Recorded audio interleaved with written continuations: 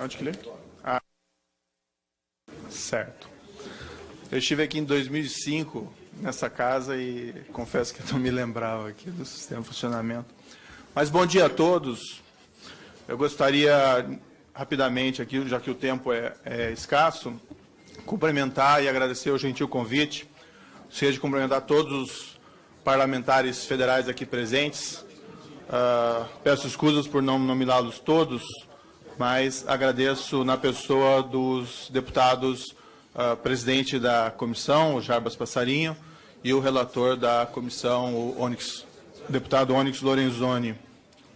Cumprimentar também o presidente da JUFC, Roberto Veloso, que aceitou me acompanhar nesse evento. Cumprimentar todas as senhoras e senhores, jornalistas, pessoas em geral aqui presentes. Eu peço de pronto escusas pelo fato de não poder ficar aqui todo o tempo. Eu fui convidado e eu tinha assumido um compromisso, infelizmente, à noite em Curitiba, que não tem a importância desse evento, evidentemente, mas foi algo que eu não conseguia contornar. Daí a necessidade de voltar à tarde ainda para Curitiba. Mas até o meio-dia eu estou plenamente à disposição do Congresso, da Câmara, para conversarmos. E mesmo fora dessa audiência pública, igualmente, não tenho qualquer receio. Para mim, na verdade, é uma honra, um orgulho poder contribuir com a Câmara nesse momento. Eu fico especialmente honrado de estar aqui presente para discutir essa temática.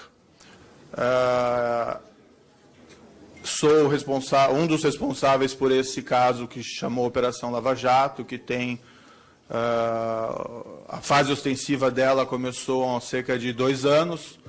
E claro que existem várias perspectivas de se analisar o caso, mas uma perspectiva que é clara, baseada aqui nos casos já julgados, é que foi evidenciado um quadro de corrupção extremamente grave, ilustrada pelo fato, nós temos hoje já 4 ex-diretores da Petrobras condenados criminalmente, né, todos eles envolvidos em condutas criminais sistemáticas de cobrança e recebimento de corrupção. Um quadro que não se limitou necessariamente à Petrobras, e hoje nos jornais, sobre um caso que começou a investigação em Curitiba, mas prosseguiu em outro juízo, caso envolvendo a empresa eletronuclear, em que foi condenado o ex-presidente da eletronuclear, o almirante Otton, também por condutas graves de corrupção. E o que mais me perturbou, talvez, durante todo esse caso, não somente os fatos, mas o que me perturbava uma certa naturalidade com a qual alguns personagens envolvidos reconheciam que pagavam propina ou recebiam propina. Então, não raramente, algumas pessoas ouvidas em juízo, que admitiram os fatos, afirmavam que pagavam isso como uma espécie de regra do jogo. Então, por que se pagava a propina? Porque era assim, havia uma regra, e às vezes utilizava a expressão, uma regra de mercado, de que em todo contrato público, daquela área específica, daquela estatal, havia um pagamento de uma comissão em um percentual calculado sobre os contratos. Claro que muita coisa do que foi dito nesses casos demanda a prova de corroboração, mas, ilustrativamente, esses 4 ex-diretores da Petrobras condenados, todos eles foram surpreendidos com saldos milionários em contas bancárias no exterior, especialmente na Suíça.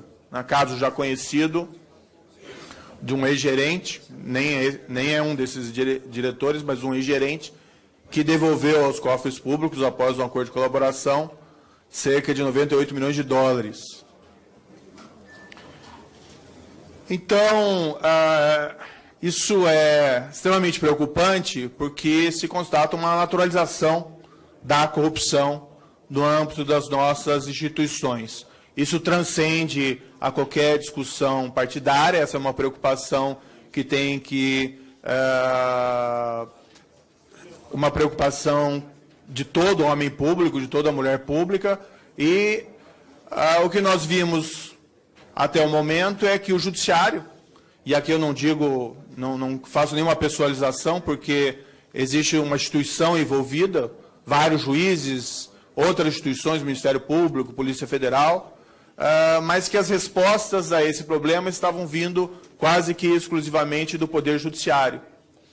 E até mais de uma vez eu falei publicamente que o Judiciário estava como uma voz no deserto, porque onde estão as outras instituições? Onde está o Congresso? Onde está o Poder Executivo atuando?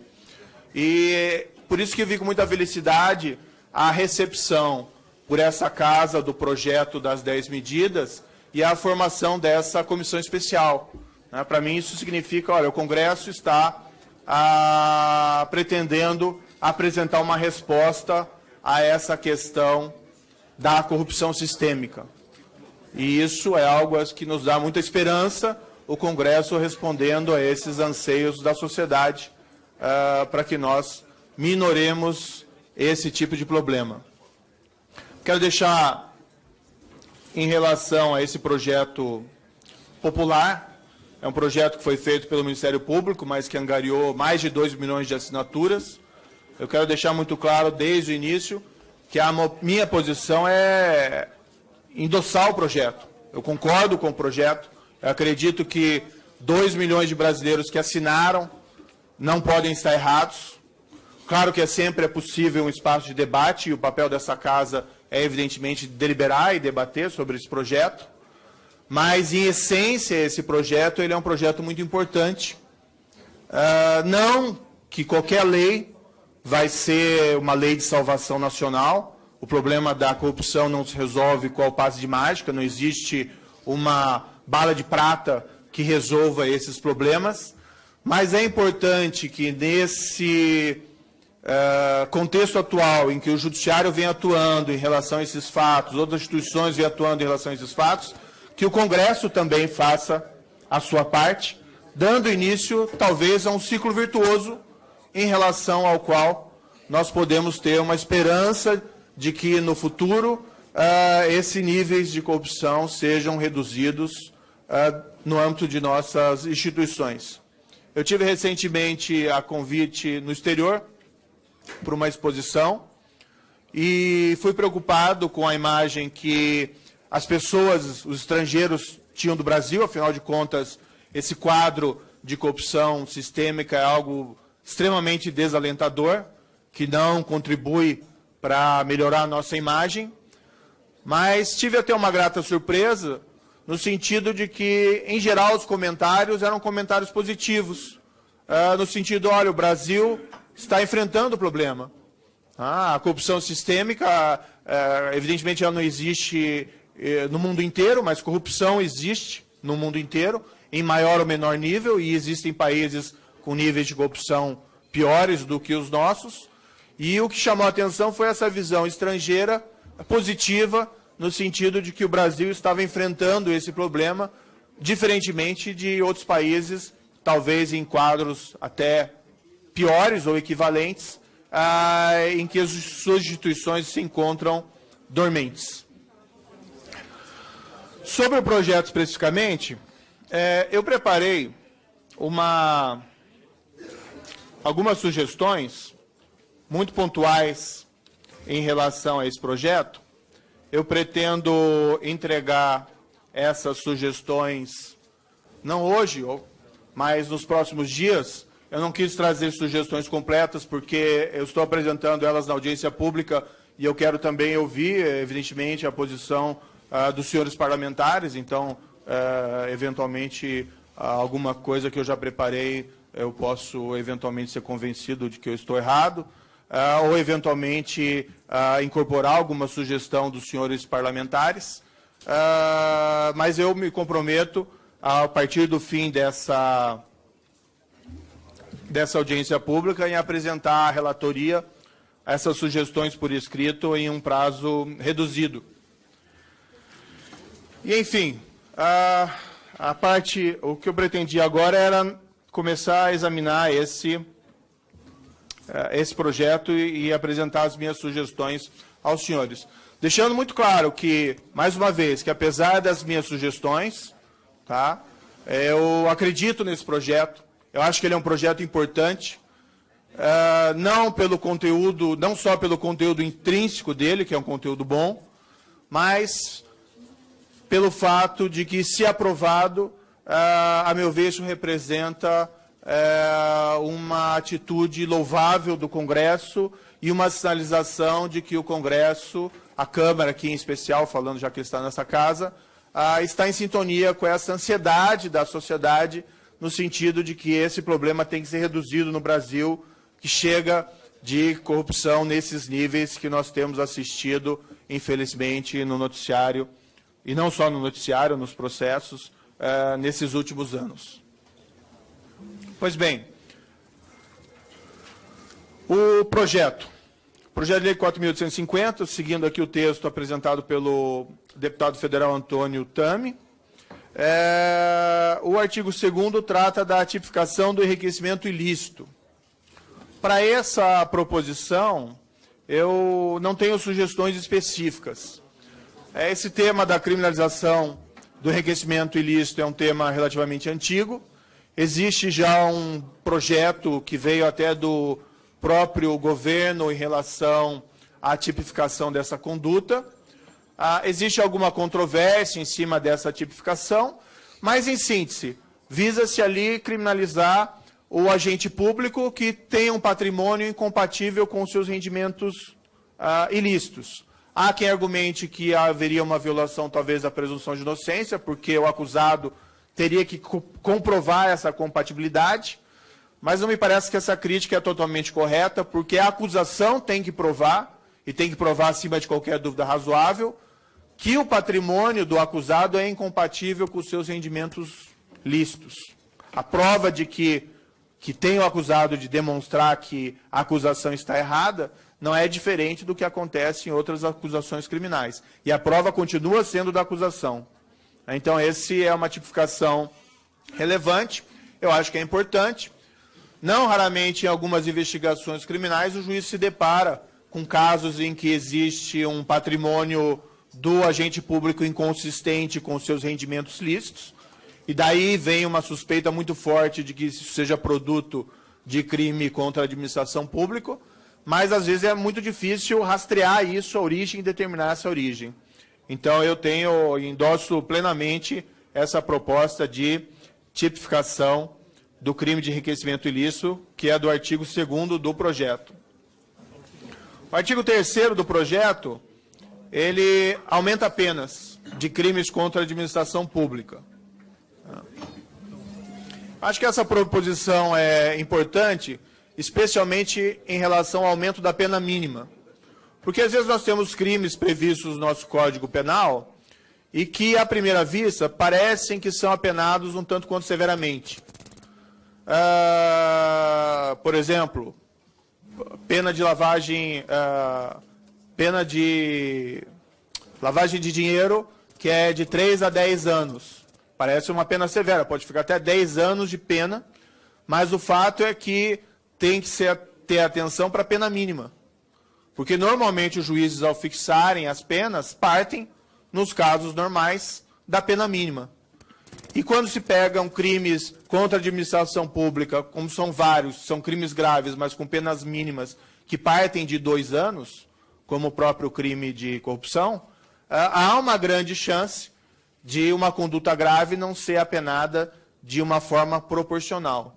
Então, essa proposta, especialmente no que se refere ao aumento da pena mínima, pela proposta, a pena mínima vai para 4 anos, parece uma proposta importante e relevante da parte do Ministério Público. Não é apenas incremento de pena, não acho que incremento de pena é uma resposta a todos os problemas da criminalidade, mas, em alguns casos, realmente é possível rever penas do nosso Código Penal para determinados crimes quando elas aparentam ser desproporcionais.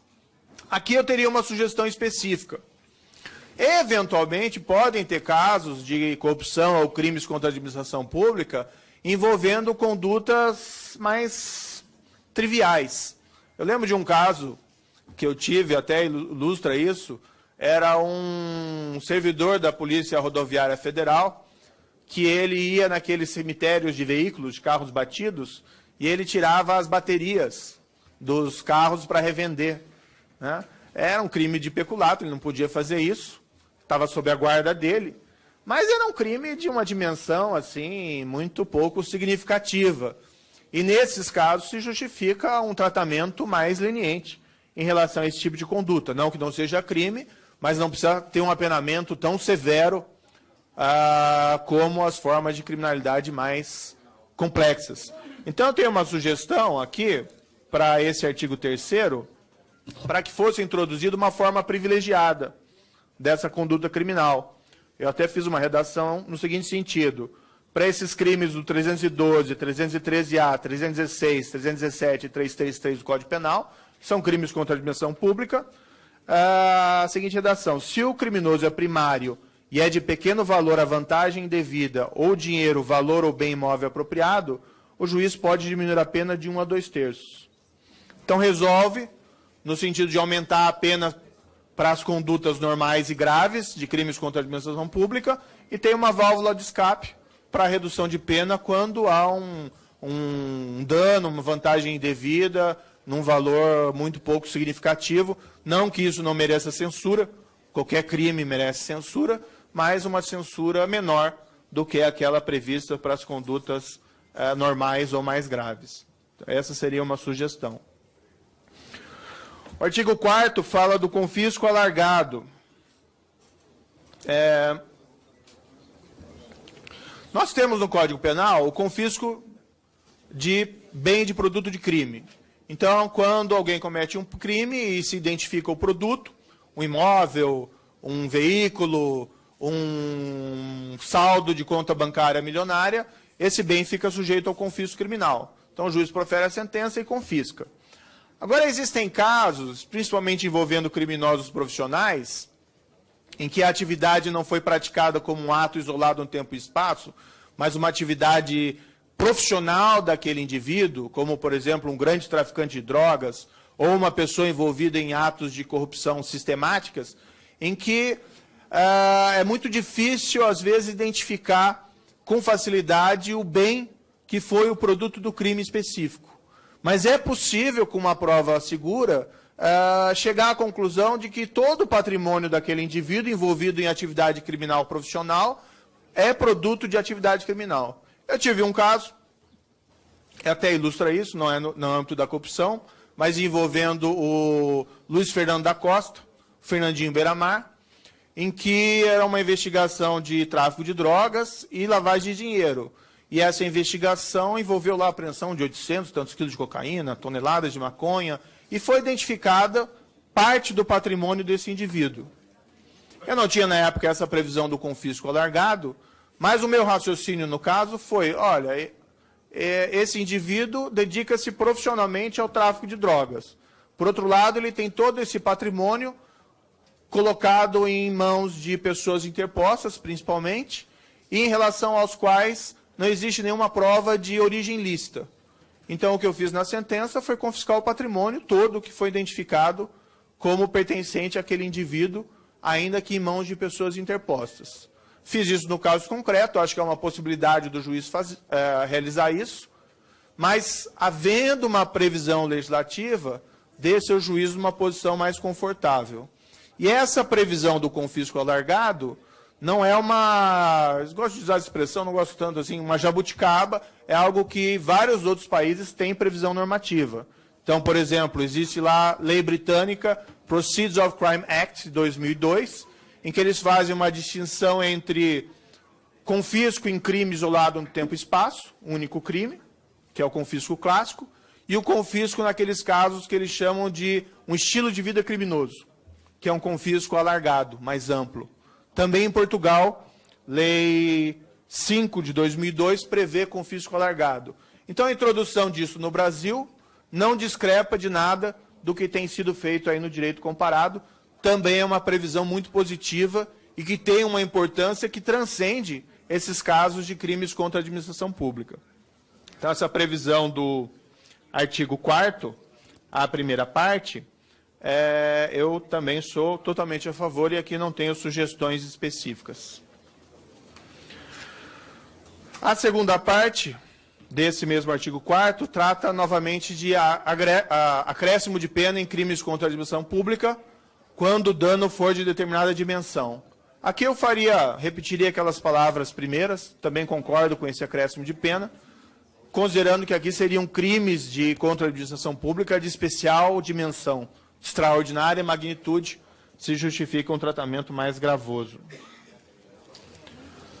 Para o artigo 5º, trata-se aqui de aumento de pena também para estelionato quando praticado contra o poder público. Eu repetirei aquelas mesmas considerações, sou também aqui favorável, e aquela previsão da fórmula privilegiada resolve os problemas de eventuais casos diminutos para não terem uma sanção desproporcional. Em relação ao artigo 6º, que é a previsão de criminalização de duas condutas novas na Lei 8.137, eu concordo integralmente, não tenho considerações a ser feitas e também não acho necessário aqui considerações específicas.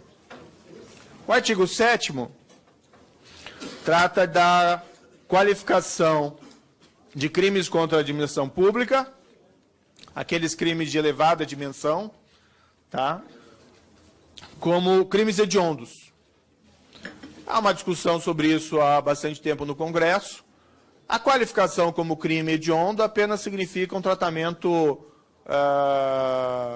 pela lei mais rigoroso dessas condutas, né? Não implica em prisão obrigatória, a prisão tem que estar presentes os pressupostos e fundamentos, prisão cautelar, implica apenas um tratamento mais rigoroso em matéria de progressão de pena, basicamente, e em matéria de flagrante delito, mas no flagrante até uma discussão sobre isso. Não acho que é algo assim tão que mude tanto o quadro normativo, mas é uma proposta também que eu endosso integralmente, não tenho aí maiores considerações. O artigo 8º trata da possibilidade do tribunal, entendendo que há um recurso protelatório, determinar desde logo o trânsito em julgado. Então, o que acontece? Existe pontualmente, não se pode generalizar essa censura, mas como o nosso sistema processual ele é muito generoso em recursos, há uma tendência do advogado, querendo fazer o melhor para o seu cliente, e esse é o papel do advogado, por vezes abusar do sistema recursal, apresentando recursos infinitos, mesmo quando ele não tem razão. Talvez ele esteja no papel dele, talvez não esteja, mas o fato é que a lei não deveria ter essas brechas. Tá? E aqui a proposta é pura e simplesmente do relator do processo, nos tribunais, constatando que o recurso é meramente protelatório, ele poder, desde logo, determinar o trânsito em julgado, certificar o trânsito em julgado. O Supremo já faz isso há muito tempo. Então, na verdade, aprovar essa proposta é basicamente dar mais legitimidade a uma conduta que os juízes já fazem. Não tem aí maiores dificuldades, eu endosso integralmente.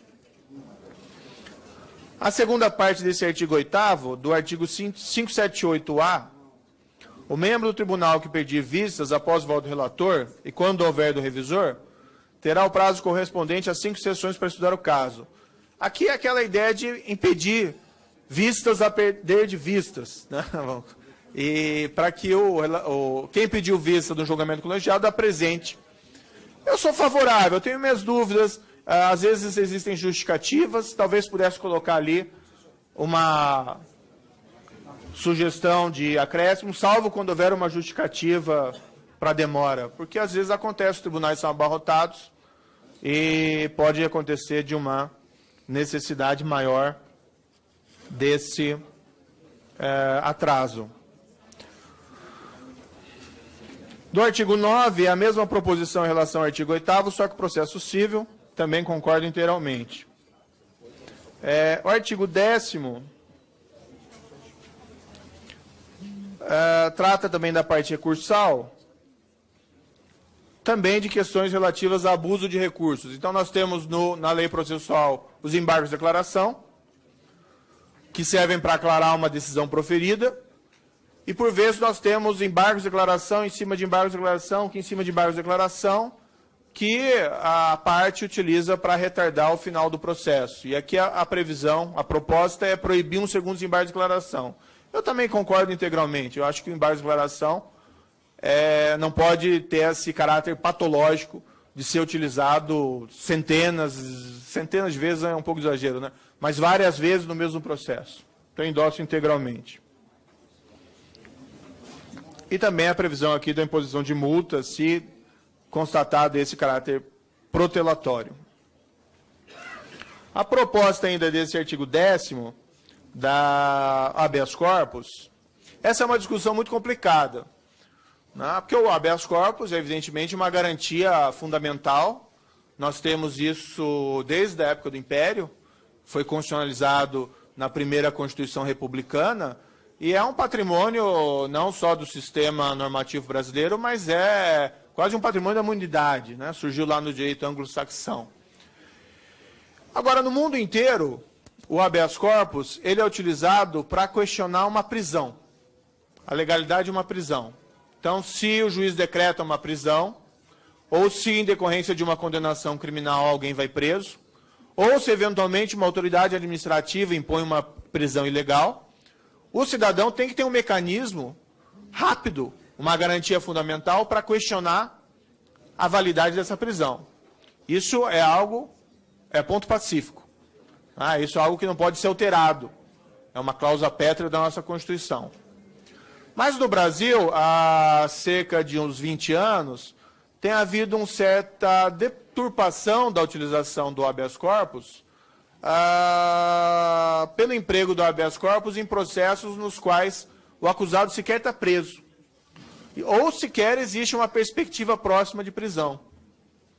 Então, os tribunais, principalmente superiores, normalmente são atolados de habeas corpus, e quando nós vamos examinar os casos concretos, nós constatamos que as pessoas não estão presas. E se a pessoa não está presa e nem existe um risco próximo de prisão, o remédio para prevenir uma ilegalidade é deixar o processo seguir, com sentença, apelação e os recursos próprios. O devido processo vai ser suficiente para prevenir uma condenação ilegal e uma prisão ilegal. Então, a proposta aqui colocada pelo Ministério Público, embora eventualmente possa trazer uma certa polêmica, é de restringir a utilização do habeas corpus para aqueles casos em que exista uma prisão. Então, serve para impugnar prisão ou qualquer outra situação dentro do processo que, se levada às cortes, possa resultar na revisão de uma prisão. Ou quando houver um risco iminente de prisão. Isso não é uma proposta autoritária. O que aconteceu foi que houve uma generosidade jurisprudencial, a meu ver excessiva, em ampliar a utilização do habeas corpus para casos em que as pessoas não estão presas, nem estão com risco de serem presas num período breve de tempo. Então, eu também endosso integralmente essa proposição. Lembro que, na proposta do novo Código de Processo Penal, a proposta que foi feita por juristas perante o Senado Federal, que continha ali representantes não só do Ministério Público, do Judiciário, mas também da Advocacia, havia essa proposição. Habeas corpus só para impugnar a prisão, e me parece o correto. Nenhum outro país do mundo utiliza habeas corpus para impugnar, senão prisão. O artigo 11 trata de processamento de recurso especial extraordinário, dizendo que eles vão ser processados paralelamente. Eu concordo com a proposição, acho que não requer aí maiores explicações, não é algo assim, nada polêmico, a meu ver. O segundo dispositivo ali, o artigo 667-A, prevê um agravo contra a decisão concessiva de habeas corpus em tribunal. Então, o Ministério Público quer ter a possibilidade de um agravo para recorrer contra a decisão concessiva de um habeas corpus. E aí eu vou pedir vênia ao Ministério Público, mas eu sou contra. Né? Eu acho que se a ideia é tornar o sistema processual mais ágil, né, introduzir mais um recurso, seja a favor da acusação ou seja da defesa, não me parece adequado. Sou contra essa proposição específica. O artigo 12 trata sobre ação de improbidade, e eu confesso a minha limitação, porque eu sou um juiz criminal desde 2002 e conheço à distância a lei de improbidade e ação de improbidade, então peço vênia, mas eu prefiro não abordar essa temática específica. Tá? O artigo 13... Opa. Alô. O artigo 13 trata de acordo de leniência e ação de improbidade. Também aqui eu pediria a mesma vênia, embora me pareceu não é nada problemático, já existe previsão de acordo de leniência em diplomas legislativos, há previsão de trazer isso para ação de improbidade. Né? Não acho que há qualquer problema em relação a isso. O artigo 14, sobre prescrição, o processo penal ele tem que acabar com a absolvição do inocente, com a condenação do culpado. Basicamente isso. Fora desses resultados, o resultado é anormal. Né? Então, se o processo é anulado, se houve prescrição. Então, a nossa legislação, infelizmente, ela tem muitas brechas para essas situações específicas, e é algo sempre que deveria perturbar qualquer um. Porque o que se quer com o processo? Quer que você faça justiça na forma da lei. Né? Ainda tem que ter prescrição, a meu ver, é importante para sedimentar relações jurídicas, né? Não se pode deixar elas sujeitas à discussão indefinidamente, mas talvez algumas generosidades em relação a prazos prescricionais possam ser revistas, e a previsão aqui desse artigo 14 é de mudanças nesse regime da prescrição para tornar mais difícil o seu reconhecimento. Eu endosso também integralmente, não vejo nenhum problema em relação a isso. E o 15 igualmente, embora a elevação de prazo prescricional para um crime específico, também concordo plenamente. O artigo 16 é um artigo que trata das provas ilícitas. Então, a temática é conhecida, a polícia, Ministério Público não podem violar a lei a pretexto de combater o crime. Não se pode combater fogo com fogo. Não se deve praticar crimes para combater crimes. Então, existe esse instituto da exclusão das provas ilícitas, que nós trouxemos lá do direito norte-americano, e que foi colocado na nossa Constituição. É um instituto muito importante. Ele resguarda a integridade do nosso processo criminal, eu acho ele muito importante. Agora, também, quando reconhecida a ilicitude de uma prova, excluída do processo, eventualmente se pode ter um resultado do caso concreto que não se fez totalmente uma justiça, pelo menos considerando a responsabilidade daquele indivíduo. Às vezes um criminoso perigoso pode ser absolvido porque uma prova ilícita foi excluída no processo, justificadamente, mas esse é sempre um resultado preocupante.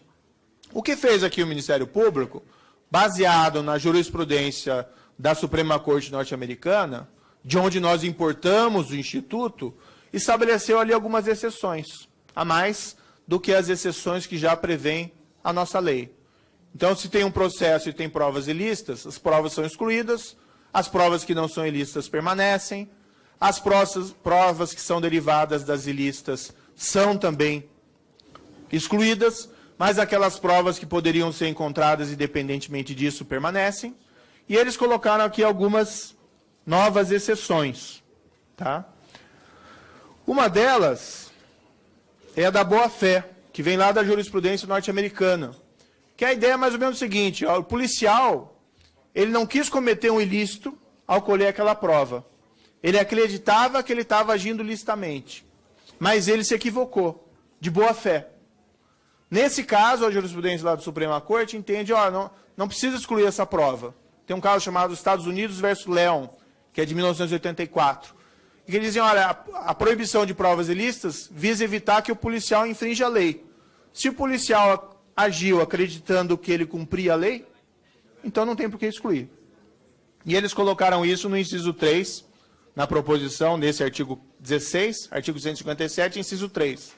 Acho que a redação ficou meio tortuosa. E aí eu estou propondo uma nova redação. Tá? A redação ficou do seguinte sentido, a minha proposição. O agente...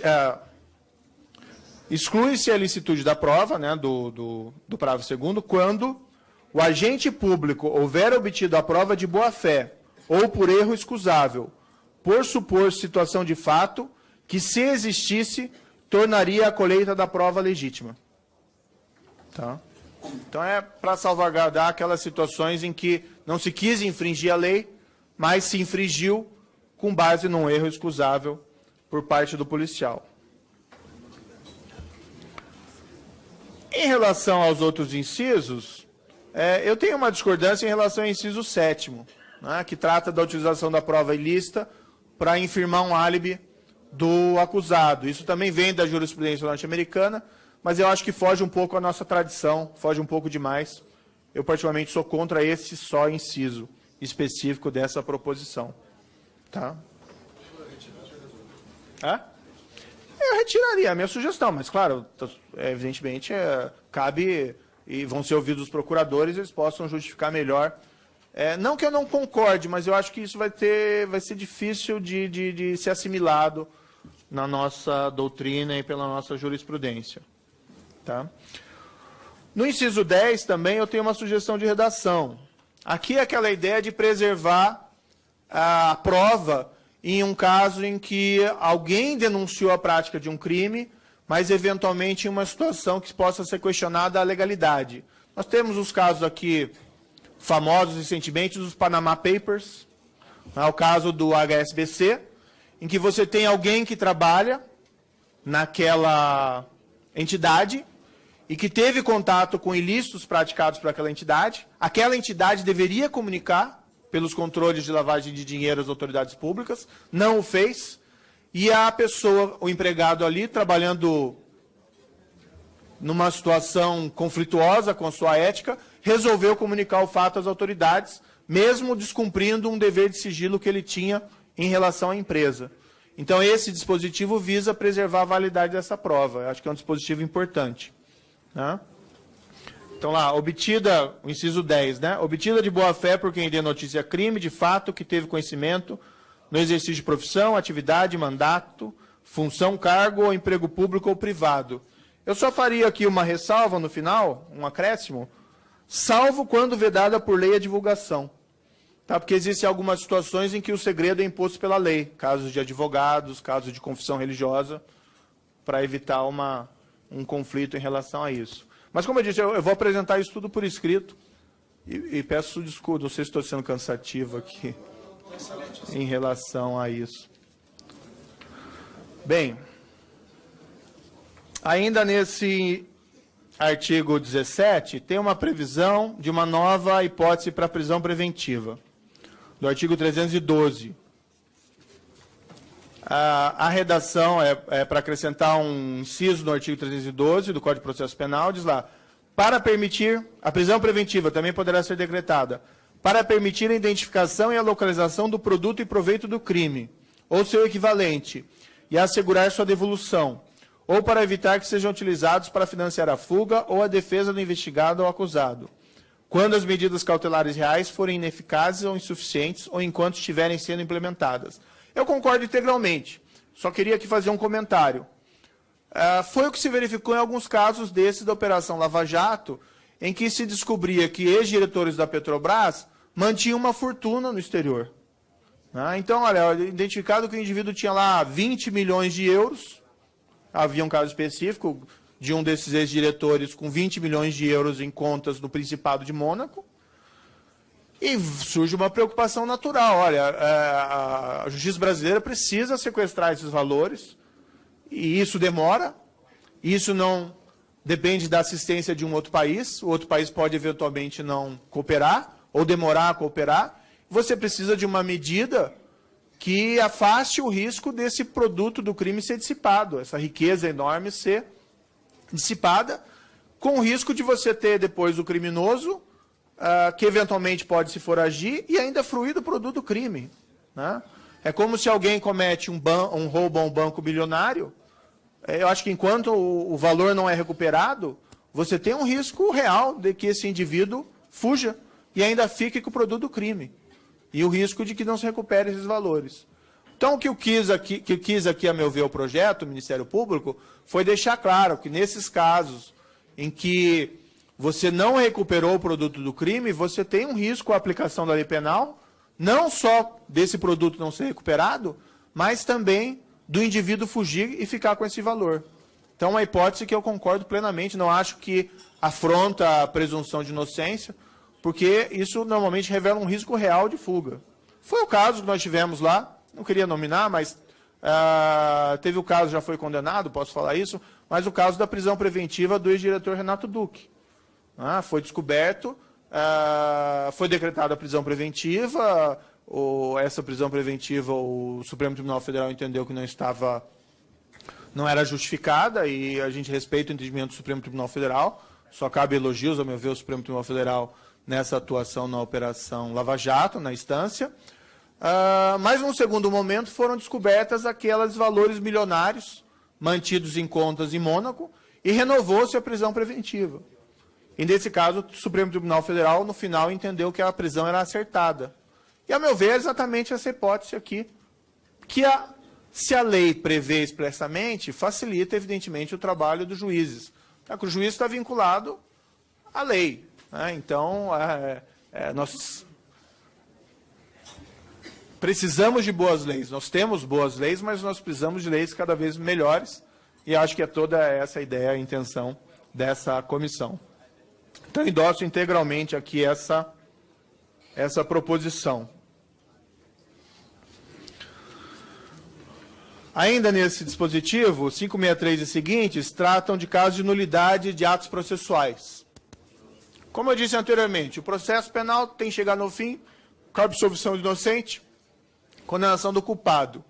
O reconhecimento de uma nulidade processual é algo sempre ruim, né?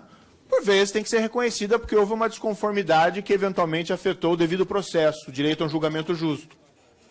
Essas proposições do Ministério Público visam apenas deixar mais claro aquilo que já está claro na nossa legislação, de que se não tem prejuízo, não se reconhece nulidade, que é um princípio antigo que vem lá do direito francês, inclusive foi incorporado no nosso direito.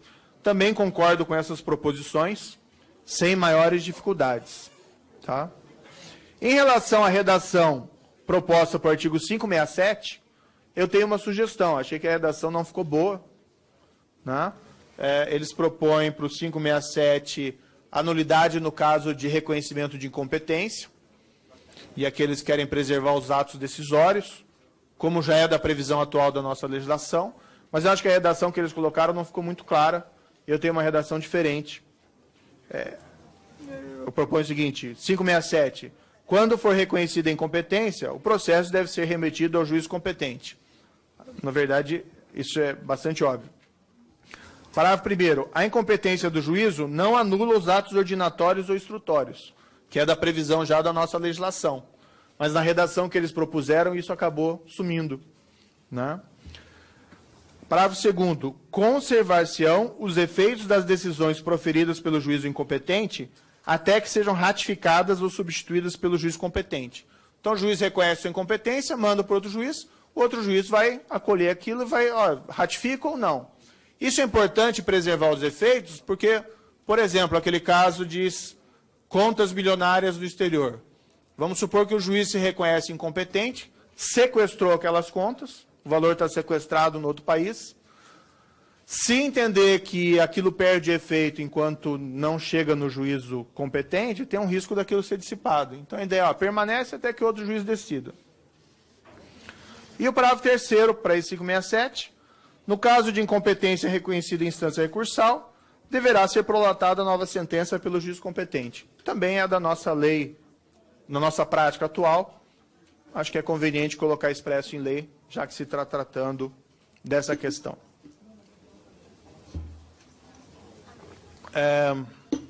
O artigo 17 trata de responsabilização dos partidos políticos.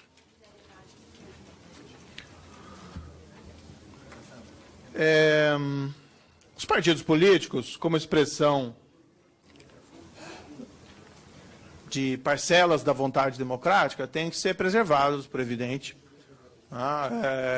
Eles não são, evidentemente, instituições que servem a si mesmos, mas são expressões de camadas políticas da sociedade. Agora, se eventualmente envolvidos institucionalmente em atos ilícitos, tem que haver alguma consequência prevista na legislação. Como já existe, por exemplo, infrações da legislação eleitoral, os partidos muitas vezes respondem por multas. Então, aqui é uma previsão do Ministério Público da possibilidade de imposição de multas ou sanções mais severas em casos mais graves, em que seja identificado não que a responsabilidade é exclusiva de um agente partidário, mas, de certa maneira, aquilo possa ser imputado à instituição. É como acontece hoje em dia na responsabilidade penal das pessoas jurídicas, na lei de corrupção das empresas, quando é possível fazer esse tipo de imputação. É um tema complicado, é uma questão complicada, mas, em princípio, eu concordo com essas proposições. O artigo 18 trata da criminalização do Caixa 2. E aqui é um tema recorrente.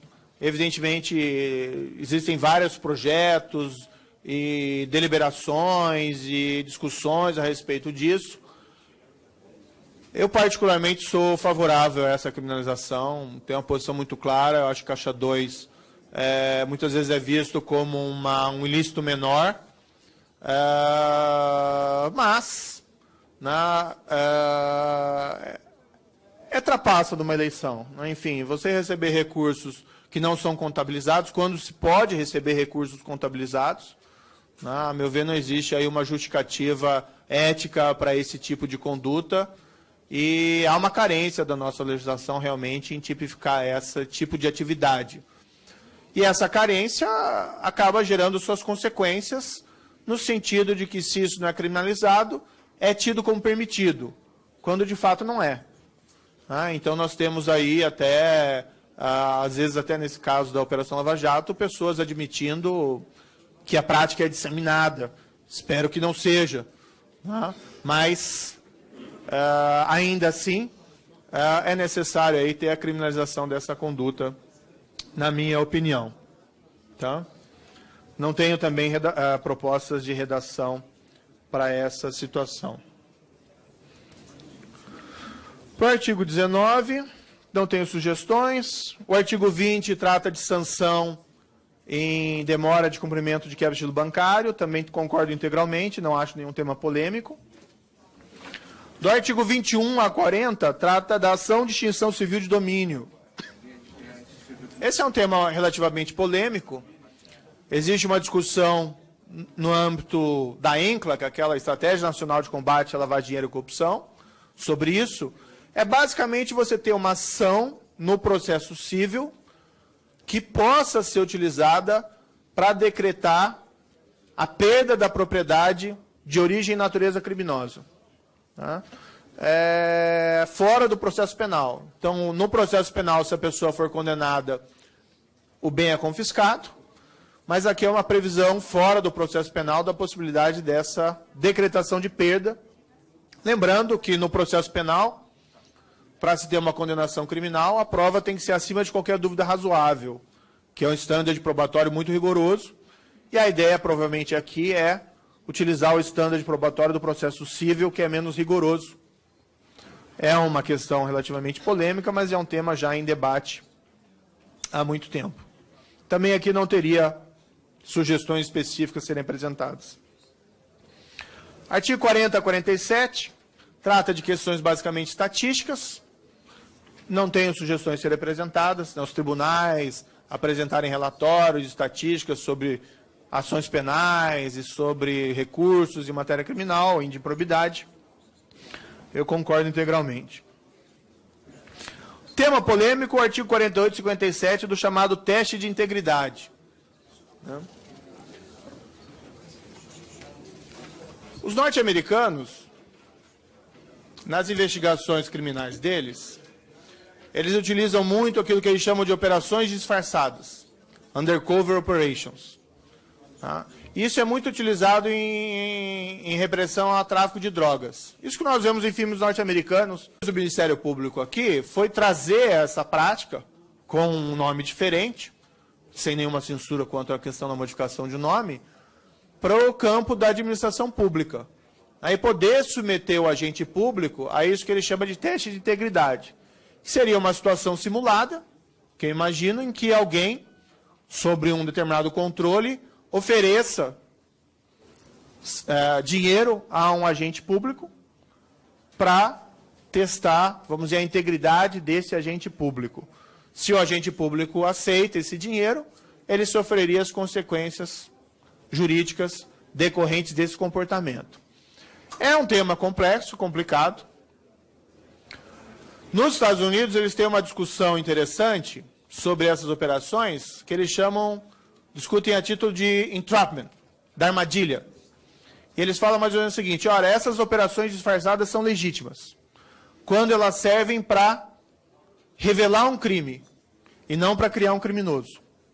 Então, nesses casos de tráfico de drogas, por exemplo, quando um agente disfarçado policial vai numa grande organização criminosa comprar lá, sei lá, 100 quilos de cocaína, 1 tonelada de cocaína, é evidente que aquele agente policial disfarçado não está criando uma organização criminosa. Aquilo pré-existe.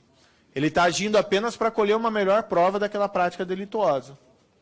Então, eles têm uma série de cautelas para evitar que esse tipo de armadilha sirva para pegar um inocente, né, e não um verdadeiro criminoso. Aqui eu faria uma sugestão que talvez traga uma resguarda para esse tipo de prática no Brasil. Eu acho que submissão do agente público a esses testes de integridade deveria depender da presença de uma fundada suspeita de que aquele indivíduo está envolvido em alguma prática ilícita. Tá? Então, a minha sugestão seria a introdução de um dispositivo no seguinte sentido: a submissão do agente público aos testes de integridade dependerá da existência de fundada suspeita de seu envolvimento em crimes relacionados ao exercício da função. Né? Então, você evita que o Estado haja para criar criminosos e não para descobri-los. Né? Então, isso permite alguma espécie de salvaguarda, e eu acho que mais ou menos na linha do que se faz nos Estados Unidos, pelo menos em relação a essas operações disfarçadas. Só que para você ter uma consequência jurídica, e aqui me parece uma omissão do projeto, você precisa ter uma previsão normativa, porque não adianta nada o agente, for feita uma operação para descobrir um agente que aceita esses valores, e você não ter uma previsão das consequências jurídicas. E nisso eu acho que o projeto foi falho, é preciso ter um tipo penal específico. Então, a minha sugestão também seria a introdução no Código Penal de um dispositivo similar ao crime de corrupção, mas relativamente a esses testes de integridade. Minha sugestão seria, para um artigo 317-A, solicitar ou receber para si ou para outrem, direto ou indiretamente, ainda que fora da função pública ou antes de assumi-la, mas em razão dela, vantagem indevida, ou aceitar promessa de tal vantagem durante a realização de teste de integridade autorizado por decisão judicial. Tá? E aqui é uma outra cautela, que eu acho que, para que a conduta seja criminalizada, para esse teste de integridade, tem que ser autorizado por uma decisão judicial. Ele possa ser feito sem autorização judicial, mas daí a consequência é só administrativa. Para ter consequências criminais, para ter maior cautela, a necessidade que um juiz autorize previamente a realização da operação. E aí eu propus uma pena de 2 a 8 anos, melhor do que a do crime de corrupção.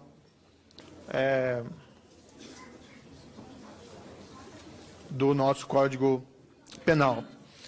E a introdução também de um artigo, pode ser nesse mesmo projeto, ou pode ser na Lei do Funcionalismo Público, nos seguintes termos: constitui infração disciplinar grave, apenada com demissão, solicitar ou receber, para si ou para outrem, direto ou indiretamente, ainda que fora da função pública ou antes de assumi-la, mas em razão dela, vantagem indevida, ou aceitar promessa de tal vantagem durante a realização de teste de integridade.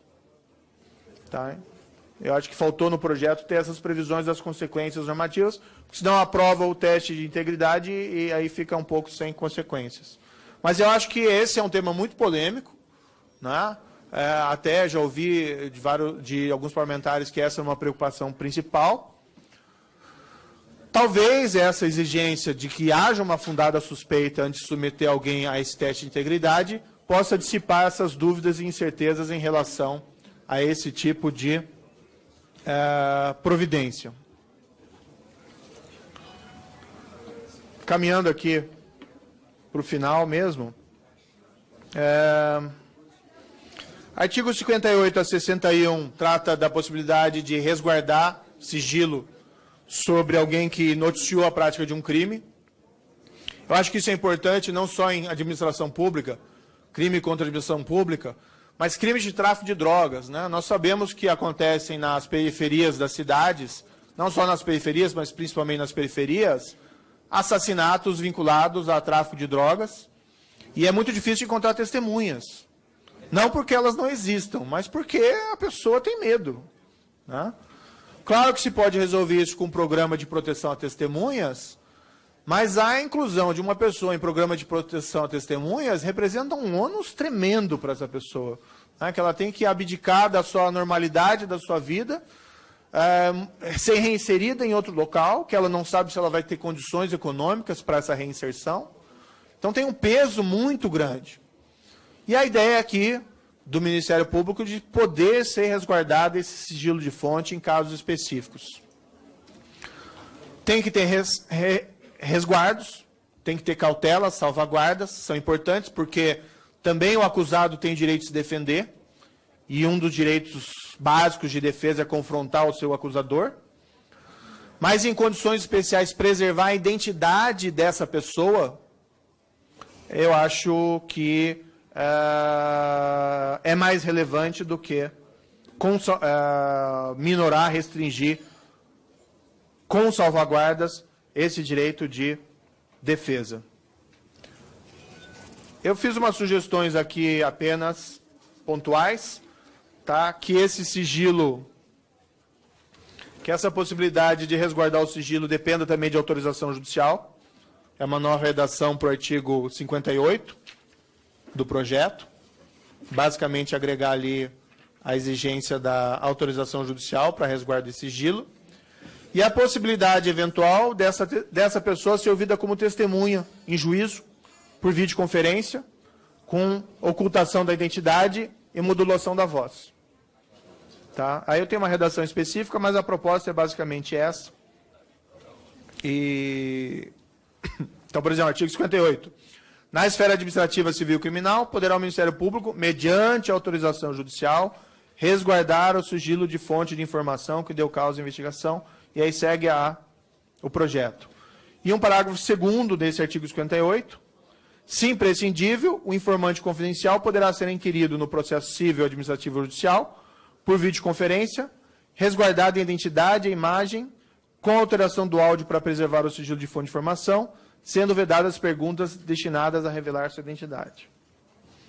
E aqui eu queria pegar um gancho enorme com a vênia dos senhores, mas existe um projeto em gestação na Estratégia Nacional de Combate à Lavagem de Dinheiro e Corrupção, do chamado whistleblower, que é basicamente a previsão legal de uma proteção jurídica àquelas pessoas que dentro de instituições públicas ou privadas, elas tomam o passo ousado de revelar atividades ilícitas ou crimes praticados no âmbito daquelas organizações. E o projeto visa exatamente proteger essas pessoas, né? Não é proteger o dedo duro, né? Você está protegendo alguém que está revelando crimes, Vocês têm, se tem exemplos disso, casos famosos, casos até filmados. Lembro aqui o caso que foi objeto de um filme, de um diretor de empresa de cigarro que veio a público e revelou que a empresa tinha uma política deliberada de colocar produtos viciantes em cigarro para aumentar a sua venda.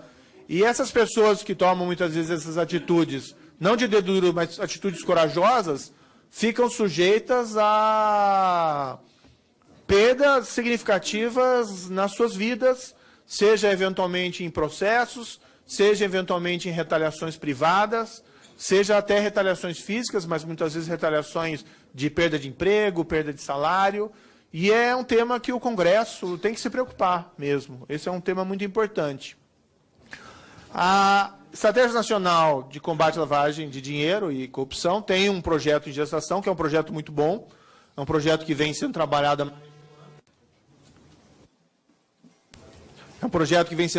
há mais de um ano, é um projeto relativamente complexo, e eu vou tomar a liberdade de apresentar aqui a relatoria, a presidência dessa comissão, para que seja analisado da possibilidade de se debater isso em conjunto ou em separado, o que se entender melhor. Doutor Moro, nós temos projeto tramitando na Câmara aqui. A representação do ENCLA vai ser convidada brevemente para participar da nossa comissão da mesma forma como Vossa Senhoria está fazendo. E nós estamos chamando do informante do bem, né, para portuguesar o termo, né, para não ficar com o termo americano. Né? E é justamente um sistema que permite a captação da informação. Obrigatoriamente essa informação tem que ser processada, e quer agente público ou privado tem que ter mecanismos de proteção, e vem com a matriz também americana, aonde quando há a recuperação de valores, este agente, quer público, quer privado, sobre decisão do juiz do feito, ele poderá inclusive receber uma remuneração, ele pode ter um prêmio, porque ajudou o país. Isso é na construção da conduta preventiva de combate à corrupção, e nós vamos tratar desse tema aqui. Perfeito. Esse projeto, até no âmbito da ENCLA, está sendo tratado mais de perto pela AJUF, que é a Associação dos Juízes Federais, tem a relatoria do projeto. Eu sugeria que chamassem até os envolvidos da AJUF nesse projeto para debater, é um tema muito importante. Por último, encerrando aqui, a parte de destinação de valores de publicidade, 68 e 65 não tem sugestões. E uma única sugestão pessoal que eu apresentaria aqui, aproveitando a oportunidade, que é um projeto que a AJUF já fez há um bom tempo, não chegou a ser apresentado no Congresso, que é a introdução de uma espécie de sistema de plea bargain no processo penal brasileiro. Não colaboração premiada. É apenas o caso de um acusado, a pessoa é acusada de um crime, e desde logo ela percebe, olha, as provas são esmagadoras, não tem por que ficar eu me desgastando com esse processo, e ele poder ter alguma espécie de negociação de pena perante a justiça e a acusação, aceitando a responsabilização dele com uma pena menor. É aquilo que se faz nos Estados Unidos, mas aqui não dependendo necessariamente de uma colaboração, porque muitas vezes a pessoa não tem o que colaborar, ela só tem o reconhecimento da culpa. E isso é importante para ela tem um benefício maior no processo, e por outro lado, isso também significa uma resolução mais rápida dos casos, é bom para a justiça, com menos custo, inclusive, ao contribuinte. Então, a proposta de introdução no Código de Processo Penal do artigo 395-A. E aí tem toda uma redação específica, mas dado aqui o tempo, eu vou tomar a liberdade de encaminhar daí por escrito. Mas a ideia basicamente é essa. Mais uma vez, gostaria de agradecer a atenção dos senhores e senhoras parlamentares, dos demais presentes nessa audiência. Peço desculpas aqui, mas o projeto é grande, né? Então a gente fica numa situação difícil aqui, falando bastante, e eu gostaria, evidentemente, de ouvi-los, né, e responder a todos os questionamentos que Vossas Excelências queiram eventualmente formular. Muito obrigado.